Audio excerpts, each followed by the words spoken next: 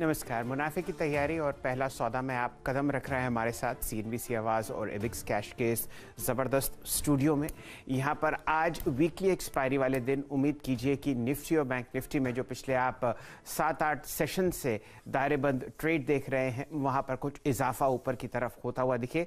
लेकिन फिलहाल ये जो आपके सामने स्क्रीन है 4 और 3 7 के 7 सेशंस में कोई ख़ास मूवमेंट आपने ना बुल्स ना बेयर्स की तरफ से आते हुए देखा है। तो ये तो सूरत हाल बाजार का है। आज बृहस्पतिवार के दिन देखते हैं कौन कौन से ऐसे दिग्गज टेक्निकल एनालिस्ट, कौन कौन सी रणनीतियां और किस तरीके के हम लोग अर्निंग्स कवर करते हुए दिखेंगे। वीरेंद्र जी देंगे एक बढ़िया ब्यौरा। जी शैल जी, आज एक्सपायरी का दिन और गुरुवार का दिन, इसको कैसे अप्रोच करेंगे तय करेंगे पैनल के जरिए। लेकिन इससे पहले एसएक्स निफ्टी का एक बार करते हैं दीदार। सुबह से अगर आप देखें करीब करीब 60-70 अंकों का नुकसान लिया हुआ एसएक्स निफ्टी अब इस वक्त मात्र 45 अंक नीचे, यानी करीब 1/4% नीचे ट्रेड करता हुआ। लेकिन इसके उलट अगर आप एशियन मार्केट्स को देखें तो वहां पे निक्केई में बीते अगर आप 25 मिनटों को देखें तो वहां पे सब्सटेंशियल रिकवरी है, 3/4% ऊपर। अगर आप कॉस्पी को देखें बैकफुट पे, लेकिन शंघाई 0.5% ऊपर और हैंगसेंग लगभग 1/4% ऊपर आके ट्रेड करता हुआ। तो इस वक्त ज्यादातर इंडिसेस एशिया में जो है वो इस वक्त हरे निशान में ट्रेड करते हुए। डाउ फ्यूचर्स की रिकवरी पर ध्यान देंगे, लेकिन आइए जरा करिए आज सीएनबीसी आवाज के पैनल से मुलाकात। जी हाँ, एक्सपायरी का दिन, महत्वपूर्ण सेशन, और इंडेक्स अगर रेंज बाउंड है तो आज आपकी स्टॉक स्पेसिफिक अर्निंग्स के आधार पर क्या अप्रोच होनी चाहिए, ये रहा वो खूबसूरत पैनल आपके स्क्रीन पे। manasjaiswal.com के मानस जायसवाल, शुभदीप नंदी होंगे एक्सपायरी पे प्ले करने के लिए, पार्थिव शाह, राजेश सतपुते.com के राजेश सतपुते, आशीष चतुर्मोता होंगे हमारे साथ बातचीत करने के लिए। एग्जैक्टली अगर आप देखें तो आज एक्सपायरी को कैसे प्ले करना चाहिए, रचना वैद्य भारतीय ट्रेड्स पे होंगे। और एक्सपायरी को ही प्ले करने के लिए अगर आप देखें डेरिवेटिव विशेषज्ञ कॉन्सेप्ट एडवाइजरी के शुभम अग्रवाल हमारे साथ मौजूद होंगे। शैल जी, तो आपके सामने 11 दिग्गज टेक्निकल और फंडामेंटल एनालिस्ट आज आपको जुड़ते हुए दिखेंगे। वीकली एक्सपायरी है, ध्यान दीजिए, नवंबर की दूसरी वीकली एक्सपायरी आपके सामने। और पिछले 10 सेशंस में आपने कोई खासा मूवमेंट इंडिसेस में नहीं देखा है।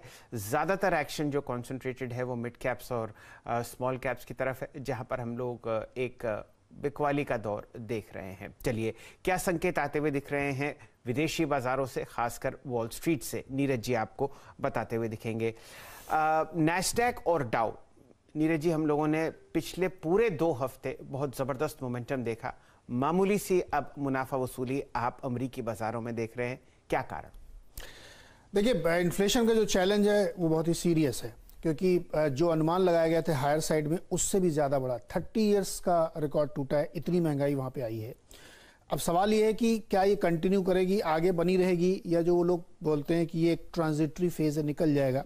अब इस पर भी लेकर के बातचीत होने लगी है। अगर ये ट्रेंड कंटिन्यू रहता है तो ये काफ़ी बुरा, क्योंकि अगर बॉन्ड यील्ड आप देखिए 1.5 से नीचे जो ट्रेड की थी वो 1.57 पहुँच गई है। डॉलर इंडेक्स 95 पे ट्रेड कर रहा है। ये संकेत सेटअप के हिसाब से बहुत अच्छे नहीं है, क्योंकि इन्फ्लेशन का चैलेंज अब 4-5 सेक्टर जो ओपनिंग ट्रेड वाले थे, ओपनिंग अनलॉकिंग वाले जो थे रादर, उससे ज़्यादा आगे कहानी बढ़ गई। तमाम जगहों पे महंगाई बढ़ रही है।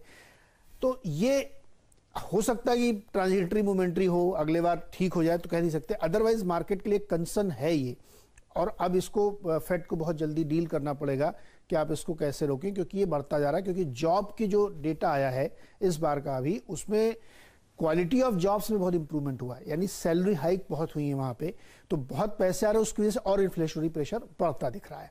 तो ग्रोथ क्या इस बढ़ती हुई महंगाई को एब्जॉर्व कर लेगी, ये चैलेंज है। इसी पे सारा डिस्कशन है मार्केट में कल, इसीलिए प्रॉफिट बुकिंग देखी गई। अब आप एशिया में आएंगे तो चीन में वहाँ के जो स्टील इंडस्ट्री एसोसिएशन है वो कह रही है कि लास्ट 3 क्वार्टर से जो स्टेबल डिमांड और प्रोडक्शन था अब वो तेज़ी से गिर रहा है, और स्टील की कीमतें बहुत तेज़ी से गिर रही हैं, चौथे क्वार्टर में भी गिरेंगी।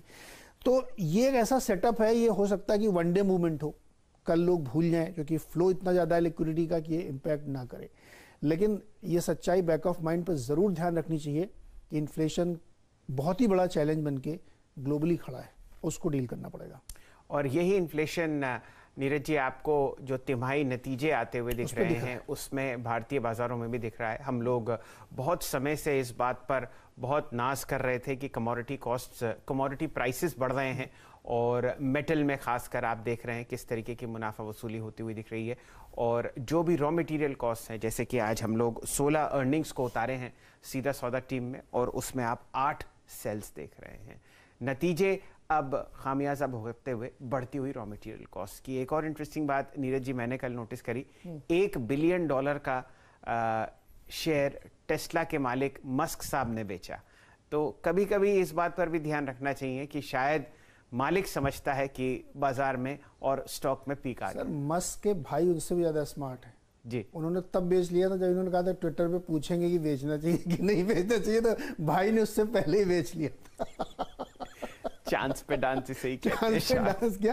एक चीज और रिजल्ट की बात करते हैं, S&P के जितने रिजल्ट्स आए हैं यूएस में अब तक के, उसमें से 80-85% ने एक्सपेक्टेशंस को बीट किया है जी। लेकिन लगभग सबकी कमेंट्री Q4 के लिए कंसर्निंग है। उसमें ज्यादातर देखिए सप्लाई चेन की कितनी बातें हुई। वही तो supply chain सप्लाई चेन की दिक्कतें और बढ़ते रॉ मटेरियल कॉस्ट, ये दो चीजें हैं जो हम आगे वाली 2 तिमाहियों में भारतीय बाजारों में और 1 तिमाही में अमेरिका में आते हुए देखेंगे। चलिए कुछ चीजें मेरे ध्यान और जहन में भी हैं, उनको मैं आपके सामने प्रस्तुत करता हूं। नीरज जी ने बताया